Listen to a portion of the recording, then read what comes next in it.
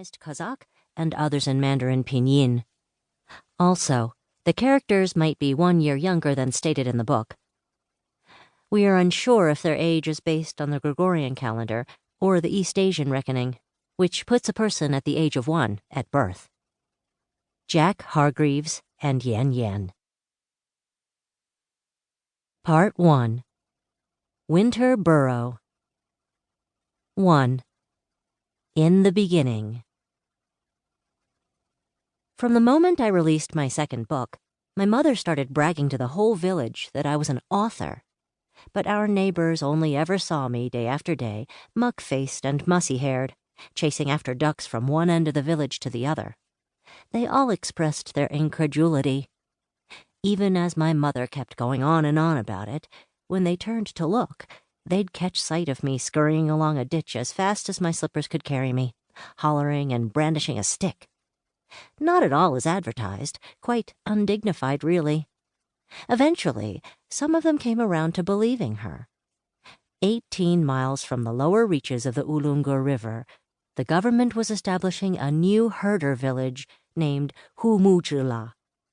One of the villagers approached my mother to ask me to become the assistant village head with a salary of 200 yuan per month. To emphasize that it was a good deal, he said the village head himself only earned 400 yuan. Deeply offended, my mother proudly declared, "My daughter would never agree to that." The visitor looked perplexed and asked, "Didn't you say she's a writer?" In short, I am something of an enigma in Akahara village, where I live with my mother. I am suspicious for 4 main reasons. 1, I'm unmarried. 2, I don't have a job. 3, I don't visit our neighbors much. And 4, I'm not what they would consider proper. But this winter, I decided to embark on an adventure truly worthy of an author. I would follow the migrating herds deep into the desert south of the Ulungur while observing and noting every last detail of nomadic life in the dark and silent winter. My mother didn't waste a minute before spreading this news to anyone who would listen, to further emphasize how extraordinary I was. But how were we even to begin to explain my work to the herders? This was the best she could come up with. "She will write. Take all your comings and goings, your work and stuff, and write it all down." The herders let out a collective ooh of understanding before lowering their heads to mutter, "What's there to write about?"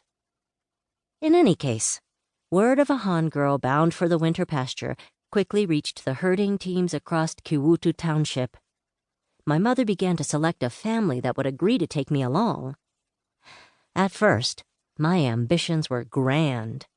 I wanted to spend the winter in a destination that it was at least 250 miles away, which would mean over a dozen days by horseback, so that I could get a taste of the hardest, most unforgiving aspects of nomadic life.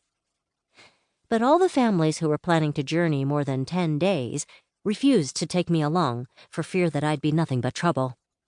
More importantly, as the day of the Great Migration approached, my ambition dwindled. Think about it. To sleep on the frozen ground only to wake a mere 4 hours later for 2 whole weeks. Before daybreak every day, I would have to grope my way through the darkness to start the journey ahead. Herding sheep, keeping up with the horses, keeping the camels in check, and grooming calves. For my petite 88-pound frame, 2 weeks would have been pushing it.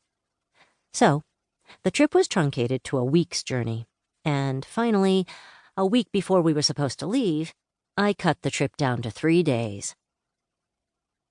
Among the herder families that passed through Akahara village, those who intended to travel only for 3 or 4 days belonged to Kivutu's herder team number 3.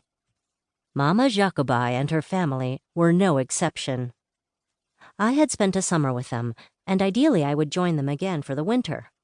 But after a few months, a rumor circulated among the herders that I was Jacobai's son, Simagul's Han girlfriend, which made me angry, and Simagul's wife, Shalat, even angrier.